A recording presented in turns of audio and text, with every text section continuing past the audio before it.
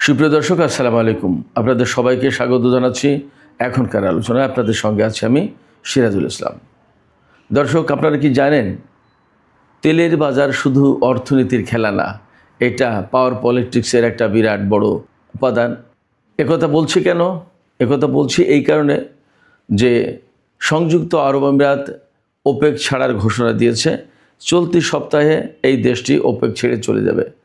তাহলে বিশ্ব তেলের বাজারে কি পরিস্থিতি তৈরি হবে এবং এই তেলের বাজারকে কেন্দ্র করে ইরান ভার্সাস আরব আমিরাতের লড়াইটা কোথায় গিয়ে ঠেকবে? আরব আমিরাত ওপেক ছাড়ার এই ঘোষণা দিচ্ছে কখন? যখন আমেরিকার সাথে এবং ইসরায়েলের সাথে ইরানের প্রচণ্ড একটা যুদ্ধ হয়ে গেল এবং এখনও যুদ্ধ পরিস্থিতি বজায় রেখেছে এবং সংযুক্ত আরব আমিরাত একেবারে একাট্টাভাবে আমেরিকা ও ইসরায়েলের পক্ষে দাঁড়িয়ে ইরানের বিরুদ্ধে লড়াই করেছে। তার মানে এই যুদ্ধ মধ্যপ্রাচ্যের ক্ষমতার কাঠামো এবং রাজনৈতিক প্রভাবের দিক দিয়ে মারাত্মক রকমের একটা পরিবর্তন কি এনে দিচ্ছে? সর্বশেষ যে প্রশ্ন আসছে, সংযুক্ত আরব আমিরাত ওপেক ছেড়ে চলে গেলে কী ধরনের প্রভাব পড়বে মধ্যপ্রাচ্য এবং আন্তর্জাতিক অঙ্গনে? সুপ্রিয় দর্শক, এই বিষয়গুলো নিয়েই এখন আমি এই ভিডিওতে বিস্তারিত আলোচনা করার চেষ্টা করব। আশা করি আপনাদের ভালো লাগবে এবং শেষ পর্যন্ত সঙ্গে থাকবেন। আর ভিডিও যদি ভালো লাগে লাইক, কমেন্ট, শেয়ার করবেন এবং প্লিজ চ্যানেলটি সাবস্ক্রাইব করে সাথেই থাকবেন। দর্শক, চলুন কথা না বাড়িয়ে একেবারে বিস্তারিত খুঁটিনাটি আলোচনায় আমরা ঢুকে পড়ি। সর্বপ্রথম বলি, মূল খবর হচ্ছে গতকাল সংযুক্ত আরব আমিরাত ওপেক ছাড়ার ঘোষণা দিয়েছে। ওপেক হচ্ছে তেল উৎপাদন এবং রপ্তানিকারী দেশগুলোর সংগঠন। এখন এই ওপেক ছাড়ার ঘোষণায় কিন্তু আন্তর্জাতিক বাজারে একটা তোলপাড় সৃষ্টি হয়েছে। ওপেক ছাড়ার ঘোষণা দিয়ে সংযুক্ত আরব আমিরাত কী বলেছে?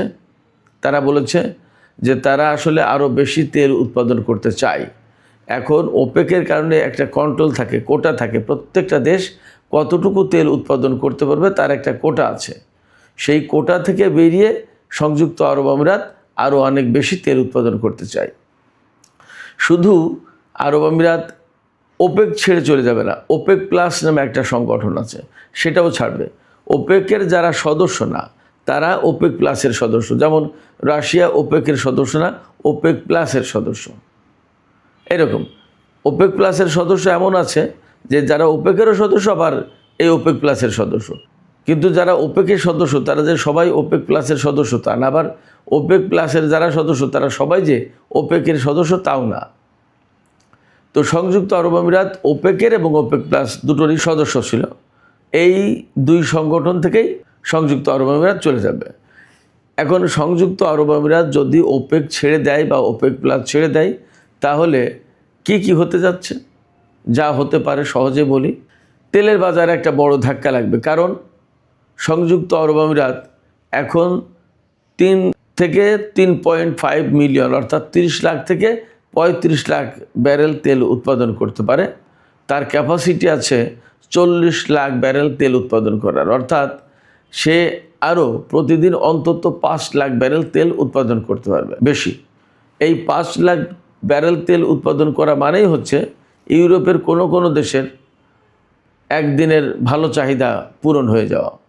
সেক্ষেত্রে সংযুক্ত আরব আমিরাত যদি তেল উৎপাদন বাড়ায় তাহলে ইউরোপের দেশ আমেরিকা এদের খুশি হওয়ার কথা। কারণ আপনারা জানেন যখনই উৎপাদন বাড়বে তার মানে সাপ্লাই বেড়ে গেল, আর সাপ্লাই বেড়ে যাওয়া মানেই কিন্তু দাম কমে যাওয়া। ফলে পশ্চিমা দেশগুলো যারা তেল নির্ভর দেশ, যারা তেল আমদানি করে, তারা কম টাকায় তেল আমদানি করতে পারবে, এতে তাদের খুশি হওয়ার কথা। ওপেক যদি ছেড়ে যায় সংযুক্ত আরব আমিরাত তাহলে ওপেক এই সংগঠনটা কিছুটা দুর্বল হবে। কারণ আপনারা সবাই বুঝতে পারছেন প্রতিদিন 30-35 লাখ বা 40 লাখ ব্যারেল তেল উৎপাদন করা খুব সহজ কথা না। আন্তর্জাতিক বাজারে এর একটা গুরুত্বপূর্ণ অবস্থা আছে। তেল উৎপাদনের দিক দিয়ে মধ্যপ্রাচ্যে সৌদি আরব এবং ইরাকের পরেই আরব আমিরাতের অবস্থান, তার মানে বেশ গুরুত্বপূর্ণ একটা অবস্থানে আছে। এই গুরুত্বপূর্ণ অবস্থানে থাকা দেশটি যখন ওপেক থেকে বেরিয়ে যাবে তখন কিন্তু ওপেক দুর্বল হয়ে যাবে। যখন সংযুক্ত আরব আমিরাত বেরিয়ে যাবে তখন ইরাক এবং নাইজেরিয়ার মতো দেশ ওপেক থেকে বেরিয়ে যেতে পারে। তারাও চিন্তা করতে পারে, তারাও ভাবতে পারে যে আমাদের যে 20 লাখ ব্যারেল বা 25 লাখ ব্যারেল বা যাই থাকুক যে তেল উৎপাদনের কথা কোটা বেঁধে দিয়েছে, এই কোটা থেকে আমরা বেরিয়ে গিয়ে আমরাও বেশি তেল উৎপাদন করব। তার মানে ওপেক নামে যে সংগঠনটা ছিল সেই সংগঠনের ভেতরে একটা বিশৃঙ্খলা তৈরি হবে। আরও সদস্য যদি বেরিয়ে যায় এই সংগঠনটা দুর্বল হয়ে যাবে। ওপেক গঠন করার ফলে কি হয়েছিল? ওপেক গঠনের ফলে তেল যে যার মতো ইচ্ছা করে তুলতে পারে না এবং এতে তেলের বাজার একটা স্থিতিশীল অবস্থা থাকে এবং দামও মোটামুটি একটা বেটার অবস্থায় থাকে। একেবারে অনেক বেশি সাপ্লাই বেড়ে গেলে তো দাম কমে যায়। তো ওপেক যেহেতু নিয়ন্ত্রণ করে যে কে কতটুকু তুলতে পারবে তার একটা কোটা ধরে দিয়েছে, সেই জায়গা থেকে একটা নিয়ন্ত্রণ ছিল, ফলে বাজারের সাপ্লাই অনেক বেড়ে যেত না এবং দামটা মোটামুটি একটা বেটার থাকতো, মোটামুটি একটা সন্তোষজনক দাম থাকতো প্রতি ব্যারেল তেলের। সেই জায়গায় সংযুক্ত আরব আমিরাত যদি বেরিয়ে যায় তাহলে স্বাভাবিক স্থিতিশীল অবস্থা ভেঙে যাবে এবং ওপেক দুর্বল হবে। আর কি হতে পারে? সৌদি আরব এবং সংযুক্ত আরব আমিরাতের ভেতরে টানাপোড়েন সৃষ্টি হতে পারে। একইভাবে ইরান এবং সংযুক্ত আরব আমিরাতের ভেতরে অনেক বেশি টানাপোড়েন তৈরি হতে পারে। প্রথম কথা হচ্ছে যে সংযুক্ত আরব আমিরাত এবং সৌদি আরবের ভেতরে কেন টানাপোড়েন তৈরি হবে? টানাপোড়েন তৈরি হবে এই কারণে যে সৌদি আরব এখন ওপেকের লিডার এবং আমরা জানি সবাই কম বেশি যে ইয়েমেনকে কেন্দ্র করে বা লিবিয়ার ঘটনায় আরও বেশ কিছু ঘটনায়, মধ্যপ্রাচ্যের চলমান ঘটনায় সংযুক্ত আরব আমিরাতের সাথে কিন্তু সৌদি আরবের একটা টানাপোড়েন আছে। এমনকি জিসিসি যেটা গালফ কোঅপারেশন কাউন্সিল, যেটা এই যে পারস্য উপসাগরীয় সহযোগিতা পরিষদ, যেটা এই উপসাগরীয় সহযোগিতা পরিষদে মাতব্বর হবে কে, নেতা হবে কে, সৌদি আরব না সংযুক্ত আরব আমিরাত, এইটা নিয়ে অনেক দিন ধরে তাদের ভেতরে একটা কনফ্লিক্ট আছে। কেমন? এবং এখানে ইসরায়েল, আমেরিকা এই সমস্ত দেশ সম্ভবত সংযুক্ত আরব আমিরাতকে খাড়া করেছে সৌদি আরবের এগেনস্টে, যে যাতে একটা কনফ্লিক্ট তৈরি হয়, সৌদি আরব যাতে আমেরিকা ইসরায়েলের গ্রিপের বাইরে চলে যেতে না পারে। তার মানে সংযুক্ত আরব আমিরাতকে দিয়ে আমেরিকা এবং ইসরায়েল একটা কন্ট্রোল সিস্টেম করেছে মধ্যপ্রাচ্যে, সৌদি আরবকে কন্ট্রোল করার ব্যবস্থা করেছে। তো ওপেকে থাকার কারণে সংযুক্ত আরব আমিরাতকে আলটিমেটলি সৌদি আরবের নেতৃত্ব মেনে নিতে হয়। কিন্তু যখন সে ওপেক থেকে বেরিয়ে যাবে তখন তার সৌদি নেতৃত্ব মানার আর প্রশ্ন থাকছে না। এটা হলো সহজ কথা। এই জায়গা থেকে সৌদি আরবের এবং সংযুক্ত আরব আমিরাতের দ্বন্দ্বটা বাড়তে পারে, নেতৃত্বের দ্বন্দ্ব মূলত, অর্থাৎ মধ্যপ্রাচ্যে বা আন্তর্জাতিক অঙ্গনে কে বেশি প্রভাবশালী হয়ে উঠবে এটার একটা প্রতিদ্বন্দ্বিতা শুরু করতে পারে বা শুরু হতে পারে। অবশ্যই ইরানের সাথে সংযুক্ত আরব আমিরাতের অনেক বেশি দ্বন্দ্ব সংঘাত বা প্রচণ্ড রকমের একটা টানাপোড়েন তৈরি কেন হবে? মূলত সংযুক্ত আরব আমিরাত ইসরায়েল এবং আমেরিকার সাথে তখন অনেক বেশি সম্পর্ক ঘনিষ্ঠ করবে, কারণ তার আন্তর্জাতিক অঙ্গনে ক্ষমতার বলয়ে থাকতে হবে। সেক্ষেত্রে এই ক্ষমতার বলয়ে ভারত, ইসরায়েল এবং আমেরিকাকে সংযুক্ত আরব আমিরাত বেছে নিতে পারে। আর চীনের সাথে তার সম্পর্ক বাড়বে, তেল বিক্রি হয়তো বাড়াতে পারে, এটা মূলত ব্যবসায়িক কারণে তেল বিক্রির ক্ষেত্রে। কিন্তু পাওয়ার পলিটিক্সে আমেরিকা, ইসরায়েল এবং ভারতের লবিতে চলে যাবে সংযুক্ত আরব আমিরাত। আমি আপনাদেরকে ছোট্ট একটা কিউ দিয়ে রাখি, এইটা নিয়ে পরে একটা বিস্তারিত ভিডিও করার প্ল্যান আছে। কিউটা হচ্ছে এই, ইঙ্গিতটা হচ্ছে এই যে আপনার লোহিত সাগর বা বাব-আল মানদেব প্রণালী কেন্দ্রিক যে একটা টেনশন আছে, হুতিদের, ইয়েমেনের হুতিদের যে নিয়ন্ত্রণের একটা প্রশ্ন আছে, এইগুলোকে খর্ব করার জন্য ইসরায়েল সোমালিল্যান্ড নামে একটা দেশকে স্বীকৃতি দিয়েছে, স্বাধীন হয়েছে সোমালিয়া থেকে। সোমালিয়ার একটা অংশ স্বাধীন হয়ে গেছে, স্বাধীনতা ঘোষণা করেছে, তাদেরকে স্বীকৃতি দিয়েছে ইসরায়েল। তার মানে সোমালিয়াকে বিভক্ত করে ওখানে একটা আলাদা স্বাধীন রাষ্ট্র প্রতিষ্ঠা করার ব্যবস্থা করেছে ইসরায়েল। এখানে সোমালিল্যান্ডের প্রতি সাপোর্ট আছে ইন্ডিয়ার, এই জায়গায় সাপোর্ট আছে আবার সংযুক্ত আরব আমিরাতের। তার মানে হুতিরা যদি বাব-আল মানদেব কন্ট্রোল করতে চায়, লোহিত সাগরে একটা বিরাট প্রভাব প্রতিপত্তি বজায় রাখতে চায়, এই সোমালিল্যান্ডে ইসরায়েল উপস্থিত হয়ে এখানে হুতিদের বিরুদ্ধে সে লড়াই করবে এবং ভারত, সংযুক্ত আরব আমিরাত এরা সাপোর্ট দেবে। এবং যেখানে ইসরায়েল লড়াই করবে সেখানে অবধারিতভাবে আমেরিকা আসবে, আমেরিকাও থাকবে সেখানে। তার মানে ওই জায়গায় ওই কেন্দ্রিক একটা ঘটনা আছে, সেটা নিয়ে আমি পরে আপনাদের সাথে একটা বিস্তারিত এপিসোড করব আশা করছি। আজকে আমি ওপেক বিষয়গুলো নিয়েই থাকি। এই ভূ রাজনীতিটা খুব জটিল, এটা খুব ক্লিয়ারলি বোঝার চেষ্টা করতে হবে। তো যখন সংযুক্ত আরব আমিরাত, ইসরায়েল, আমেরিকা তাদের প্রভাব বলয়ে গিয়ে অবস্থান নেবে, তখন কিন্তু আলটিমেটলি সংযুক্ত আরব আমিরাতে ইসরায়েলের উপস্থিতি আরও বাড়বে। ওই যে আব্রাহাম চুক্তি, যেটা সেই আব্রাহাম চুক্তির আওতায় তো ইসরায়েলের সাথে সংযুক্ত আরব আমিরাত কূটনৈতিক সম্পর্ক প্রতিষ্ঠা করেছে। এর আগে থেকেই সম্পর্ক ছিল, কিন্তু ওইটা হলো আনুষ্ঠানিকতা। এরপরে এখন কিন্তু আমরা এই যুদ্ধের ভেতরে দেখলাম কি, যে ইসরায়েলের আয়রন ডোম মোতায়েন আছে সংযুক্ত আরব আমিরাতে। তার মানে হচ্ছে সেখানে ইসরায়েলের সেনা, ইসরায়েলের গোয়েন্দা সংস্থা, ইসরায়েলের যন্ত্রপাতি, লজিস্টিক্স আছে। যদি এখন এই থাকে, তাহলে যখন ওপেক থেকে বেরিয়ে সৌদি আরবের সাথে ইরানের সাথে দ্বন্দ্বে লিপ্ত হবে, তখন আলটিমেটলি যেহেতু ইসরায়েল এবং আমেরিকার বলয়ে চলে যাবে, সেক্ষেত্রে ইসরায়েলের উপস্থিতিকে অবধারিতভাবে সংযুক্ত আরব আমিরাত বাড়ানোর চেষ্টা করবে তার নিজ ভূখণ্ডে। সংযুক্ত আরব আমিরাত হচ্ছে ইরানের জাস্ট বিপরীতে। তো তখন একদম নিকট, অর্থাৎ ইরানের দোরগোড়ায় সংযুক্ত আরব আমিরাত ইসরায়েলকে নিয়ে আসলো আরও বেশি মাত্রায় আনুষ্ঠানিকভাবে। এখনও তো ঘোষণা দেয়নি, হয়তো ঘোষণা দিয়ে আনবে। তখন ইরানের সাথে কিন্তু সংযুক্ত আরব আমিরাতের এবং ইসরায়েলের টেনশন আরও অনেক বেশি বেড়ে যাবে। তাতে মধ্যপ্রাচ্যে নতুন করে দ্বন্দ্ব সংঘাত সৃষ্টির আশঙ্কা আছে। ওপেক ছাড়ার কারণে, সংযুক্ত আরব আমিরাত ওপেক ছাড়ার কারণে এই নতুন প্রেক্ষাপট তৈরি হতে যাচ্ছে। এরপরে গ্লোবাল পাওয়ার গেম যেটা, সেটাও বদল হবে। কীরকম বদল হবে? ওই যে ইরান, রাশিয়া, চীন এরা যেহেতু এক বলয়ে, তখন আলটিমেটলি সংযুক্ত আরব আমিরাতকে কেন্দ্র করে, এখন যেমন ইরানকে কেন্দ্র করে রাশিয়া এবং চীনের একটা অবস্থান, তখন সংযুক্ত আরব আমিরাতকে কেন্দ্র করে আমেরিকা এবং ইসরায়েলের একটা বিশেষ বলয় গড়ে উঠবে, যে বলয়ে যোগ দেবে ভারত। এখন পশ্চিমা দেশগুলো, বিশেষ করে নেটো সদস্য ইউরোপের দেশগুলো, তাদের ভূমিকা কী হয় সেটা একটা দেখার ব্যাপার। তবে সংযুক্ত আরব আমিরাত যদি ওপেক থেকে বের হয়ে যায়, তাহলে ওয়ার্ল্ড পাওয়ার গেম যেটা, সেখানে একটা বড় রকমের পরিবর্তন আসবে। এখানে আরেকটা বিষয় আছে, সংযুক্ত আরব আমিরাত যদি ওপেক থেকে বেরিয়ে যায়, এই সপ্তাহেই বের হয়ে যাওয়ার কথা, তার মানে আগামী 2-3 দিনের ভেতরে হয়তো সে বেরিয়ে যাবে। যদি বের হয়ে যায়, তাহলে এই যে উপসাগরের সহযোগিতা পরিষদ যেটা, জিসিসি যেটা, এই জিসিসির ক্ষমতা কাঠামোয় বা মূল কাঠামোয় বড় পরিবর্তন আসতে পারে। সংযুক্ত আরব আমিরাত যেহেতু সৌদি আরবের সাথে নেতৃত্বের দ্বন্দ্বে লিপ্ত হবে, অলরেডি আছে, এই দ্বন্দ্ব আরও প্রকট আকার ধারণ করবে। তখন সংযুক্ত আরব আমিরাত যদি বেরিয়ে যায়, তাহলে অন্য দেশগুলো কে কার পক্ষ নেবে সেটা একটা দেখার ব্যাপার।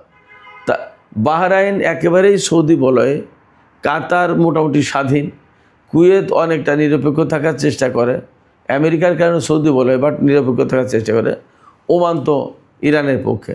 তাহলে এই ওপেক থেকে সংযুক্ত আরব আমিরাতের বের হয়ে যাওয়াকে কেন্দ্র করে এই জিসিসি যেটা, উপসাগরের সহযোগিতা পরিষদ, এটা একটা মারাত্মকভাবে ভেঙে যেতে পারে, একবারে ছিন্ন বিচ্ছিন্ন হয়ে যেতে পারে। কেউ যাবে সৌদির পক্ষে, সংযুক্ত আরব আমিরাতের পক্ষে কেউ যাওয়ার সম্ভাবনা কম, কেউ নিরপেক্ষ থাকবে, কেউ ইরানের পক্ষে। হরমুজ প্রণালী কন্ট্রোলের প্রশ্নে ওমান ইরানের সাথে আছেই, এবং আঞ্চলিক রাজনীতির প্রেক্ষাপটেও। সেক্ষেত্রে এই জিসিসির মারাত্মক রকমের একটা বিপর্যয় ঘটবে, এটা ভেঙে যেতে পারে, এর অবসান ঘটতে পারে। সেক্ষেত্রে মধ্যপ্রাচ্যের যে ক্ষমতা কাঠামো, যে বলয় প্রভাব প্রতিপত্তি, রাজনীতি, অনেক কিছুতে বড় রকমের একটা পরিবর্তন আসবে। এখন সংযুক্ত আরব আমিরাত যদি বেরিয়ে যায়, তাহলে ইরানের সাথে তার দ্বন্দ্ব অনেক বেশি প্রকট হয়ে উঠবে এবং প্রকাশ্য রূপ লাভ করবে। ইরান কি করবে? ইরান তখন আলটিমেটলি হরমুজ প্রণালী তো কন্ট্রোলে তার রাখবে বলছে। যদি হরমুজ প্রণালী ইরানের কন্ট্রোলে থাকে, তাহলে সংযুক্ত আরব আমিরাত এখন তেলের দাম বেশি, এই সুবিধা নিয়ে তেলের উৎপাদন বাড়িয়ে যে সুবিধা নিতে যাচ্ছে, সেই সুবিধাটা খুব একটা বেশি নিতে পারবে না।